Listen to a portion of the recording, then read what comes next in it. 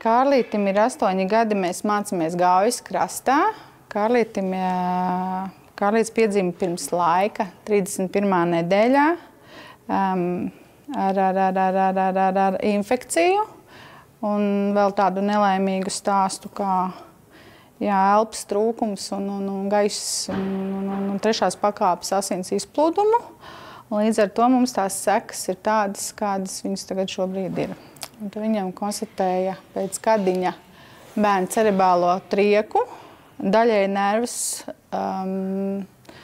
acu nervu atrofiju un ar laiku parādījās nelielas epilepsijas. Un tā mēs no dažu mēnešu vecuma apmeklējam jau rehabilitācijas.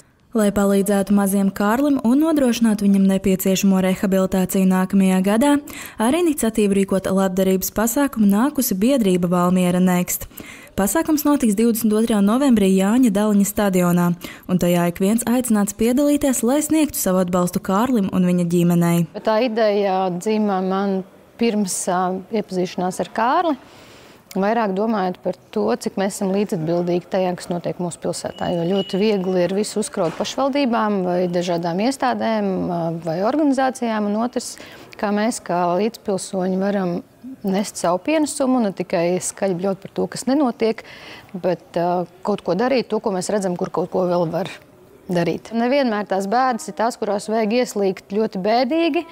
Kārļa stāsts nav nekas priecīgs, noteikti tas nav mammai nekas viegls, bet dalīta bēda ir tikai pusbēda.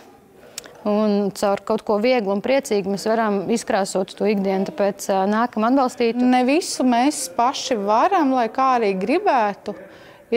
Protams, ka ir ļoti, ļoti grūti lūgt kādam kaut ko, sevišķi finanses, bet es zinu tas, ka cilvēkiem reizēm ir vieglāk dot ar labiem darbiem, nekā mums kā vecākiem ņemt to, bet tas mums ir ļoti liels atbalsts. Tā sajūta ir tad forša, kad ir cilvēki, kas gatavi palīdzēt, uzņemties šo visu. Labdarības pasākums, kas paredzēts kā gaismas skrējiens, ir Jāņa Daliņa sporta kompleksa vadītājas Megijas Stalbergas ideja. Tas mērķis ir savākt šos līdzekļus priekš rehabilitācijas un arī cilvēkiem sabiedrībā veicināt izpratni par šo veidu problēmu un tā teikt, kā mēs kā sabiedrība vispār varam šādiem cilvēkiem arī palīdzēt. Tā kā es domāju, ka šis pasākums tiešām būs ļoti ar tādu labu gaisotni, ar tā teikt, labiem mērķiem un arī cilvēki, kas nevēlās piedalīties, tā teikt, šajā skrejienā, var no malas nākt paskatīties, izbaudīt atmosfēru un tā teikt, arī no malas noziedot šeit rehabilitācijai. Gaismas skrejienā būs iespēja piedalīties dažādās disciplīnās visos vecumos, gan individuālajos skrejienos, gan komandu sacensībās.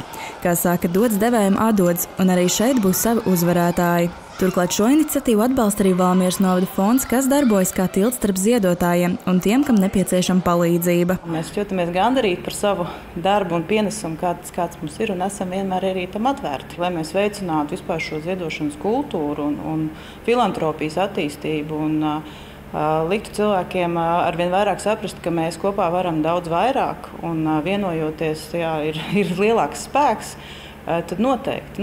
Un arī, man liekas, ir jāiedrošina cilvēks lūgt pēc palīdzības vai lūgt atbalstīt savas idejas, kaut arī varbūt šķiet, ka tas ir kaut kas mazs, bet tomēr jebkura sēkla reiz izaug un te ir kādi augļi.